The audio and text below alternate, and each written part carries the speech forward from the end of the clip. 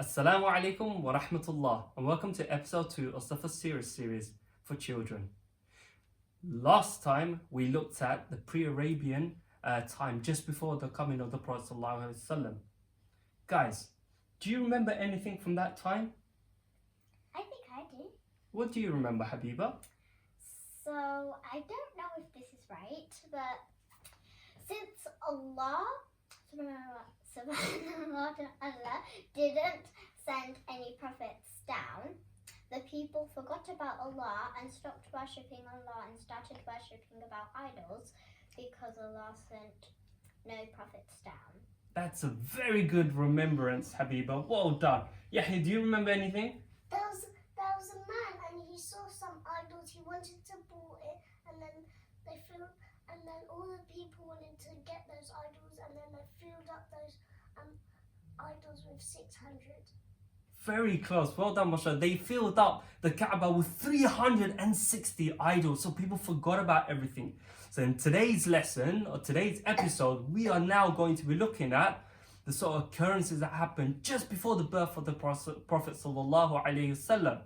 Now, one of those things was the story of the elephants. The story of the elephants.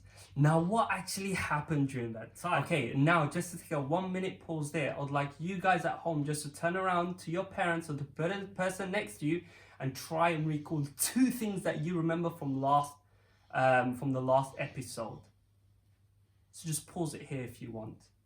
Okay, for the rest of us, let's carry on. So now, as time had gone by, you had some of the people of the scriptures and people of the book before. For them, in their books, it had been revealed that there was a coming of a prophet. So they were super excited because they knew that someone was coming to guide them back to the light. Allah subhanahu wa ta'ala hadn't forgotten them, and He had promised that someone was coming. So they were waiting and waiting and waiting, knowing that someone will come to their savior and take them back towards Allah subhanahu wa ta'ala.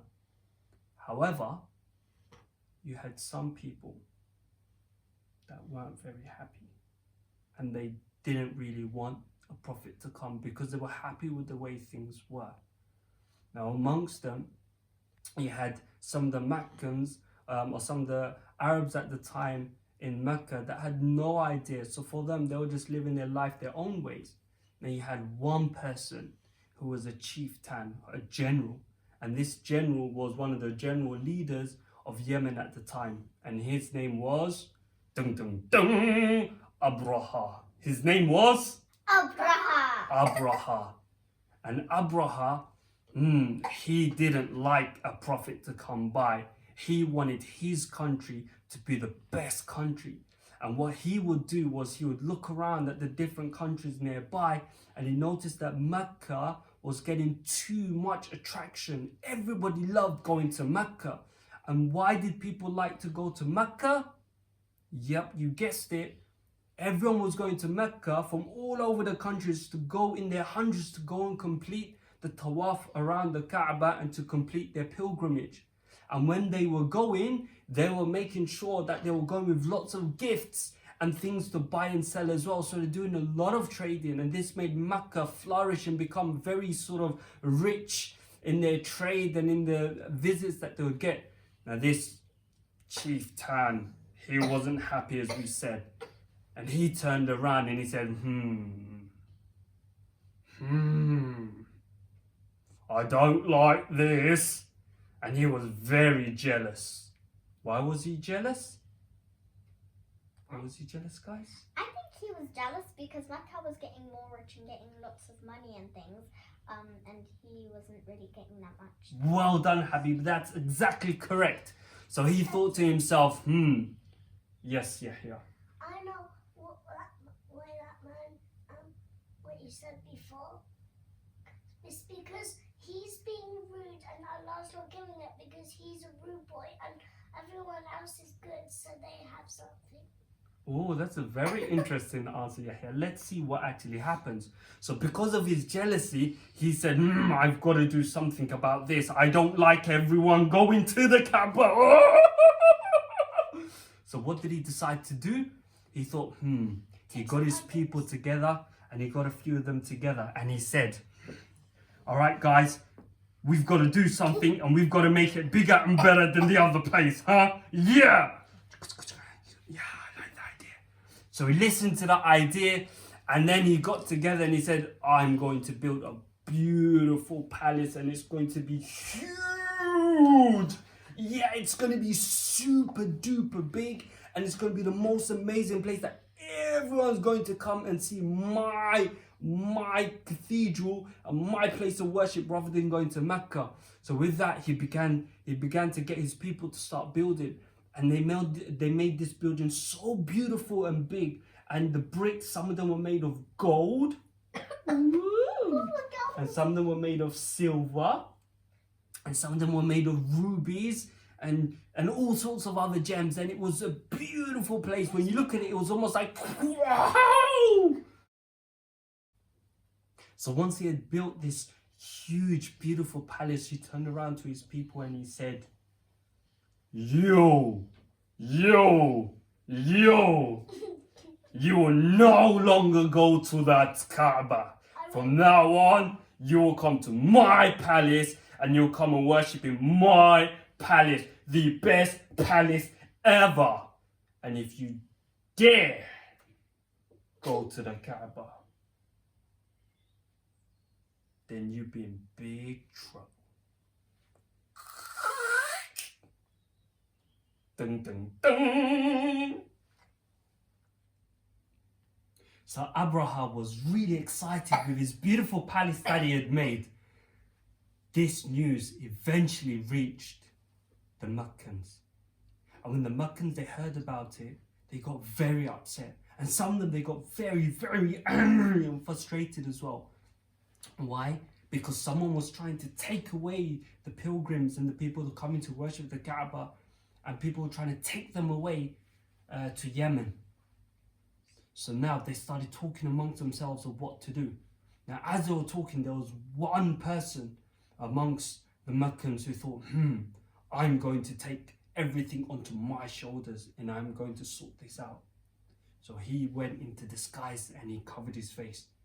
Dun, dun, dun, dun, dun, dun, dun, dun, dun, dun, dun, dun, dun, dun, dun, dun, dun. So nobody knew who he was.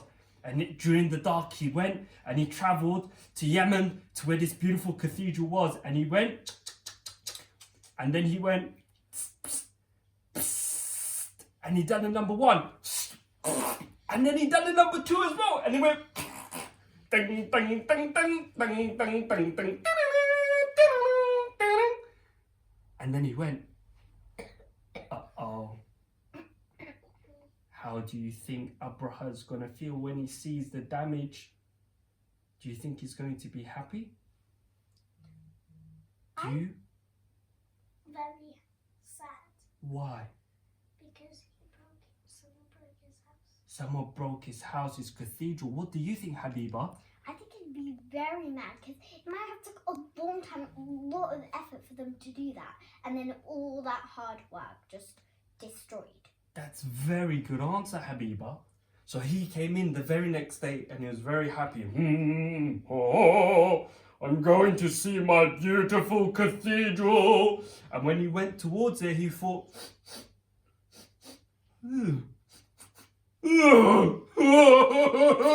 that smell? What's this brown stuff? Oh, boy! And he realized that somebody had made a mess and destroyed his cathedral. That made him mad, and he felt like the Incredible Hulk. And he got so angry that he called his close men towards him and he said, "Oi, you go and you investigate and you figure out who did this so we can get them and we can teach them a lesson." So his men, they quickly went out and they started asking around to figure out who it was. And eventually they found out that it was someone from amongst the Meccans who came to destroy his cathedral. This made his blood boil even more, and he got so angry, so mad. He turned around and he said, we have to sort this out, and I know just how to do it, Jesus. he said. So Abraha looked at his people and he said, I know what we are going to do. We are going to march down to that Kaaba and we are going to tear it down, brick by brick, down to the floor, so nobody will ever see this Kaaba ever again. And with that, he called upon the best of his army. And he called out, and they searched far and wide, and they found lots and lots of different people that had lots of strengths, and they found lots of elephants, and these elephants were big like tanks that we have in today's armies. And they brought these elephants down. This is why it's called the story of the elephants. They came down, a group of them, and amongst them they had one big mighty elephant, and that elephant's name was Mahmud. What was his name? Mahmud. And this was the most gigantic elephant that anyone had seen at the time. And with his people, he marched down and he said, we will bulldoze down the Kaaba itself. And they started to march out. Boom, boom, boom, boom. Oh, how do you think the people in Mecca are feeling now? Sad. Sad. Very sad. Very, very sad. Habiba? I think someone might have lost their temper because they probably liked it a little the old ways than they do like it now. Oh, let's see what's going to happen. So as he began to march with his army, along the way, as they were going, they saw lots of camels. They saw a herd of camels walking by. Now, when they saw these camels, they turned around and they said, "Oh, looky, what have we got here?" And they went and they captured those camels, and they captured every single one of them, and they took them with them. And then they went to a far place up high, just outside Mecca, and they camped out. And they sat there, and Abraha, he sent a messenger of his. He sent one of his army people, and he said, go out and go and get me the leader of the Meccans. I want to talk to that leader. So his messenger went out. And the people in Mecca, they were really terrified. They were scared because, they knew that there was an army waiting there ready to come and attack them. They didn't know who to send. They looked around and they said, who's going to go? Eventually, they pointed out and they said, Abdul Muttalib. Abdul Muttalib, let's send him. He's a very good negotiator and spokesman. Abdul Muttalib, he was the grandfather of the Prophet sallallahu alaihi wasallam, the one who would give out and look after the Kaaba and give out the Zamzam water, as we said. So he marched out, nice and brave. He wasn't scared at all. He marched out there and he stood in front of Abraha. And he said, Abraha looked at him and he said, I have not come to fight with your people. No.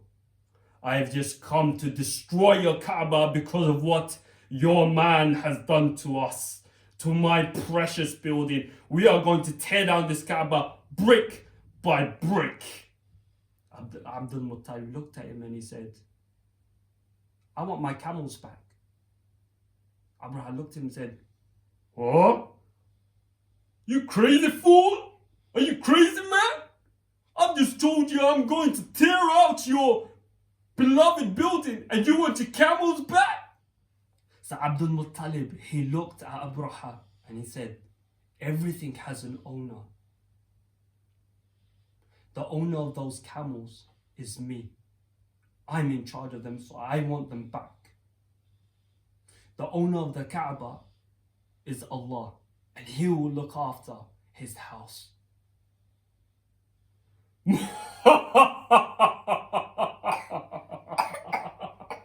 Abraha laughed. Said, you are a brave man, aren't you? Hey, fetch his camels, give his camels. Because of his bravery, he can have them back. We will march forward and we will go and destroy that Kaaba and let's see if their Lord is going to save them. On guard. And with that, he told his army, let's go. And they slowly began to march forward. One by one, the footsteps led trails in the sand. until to be continued. We'll carry on next episode and find out what actually happened to Abraha and his army and the Kaaba. Okay guys, hope you enjoyed this episode. There is a little quiz for you guys to go and research for us today. What I'd like you guys to do at home is, if you'd like to take part, there is a short surah amongst the last 10 surahs of the Quran. Amongst them, there is one that talks about this story. I would like you to go and find out which surah that is. And once you've figured that out, send us an email with your name and what that surah is in the description below. Check it out and best wishes for you all. Assalamu alaikum wa rahmatullah.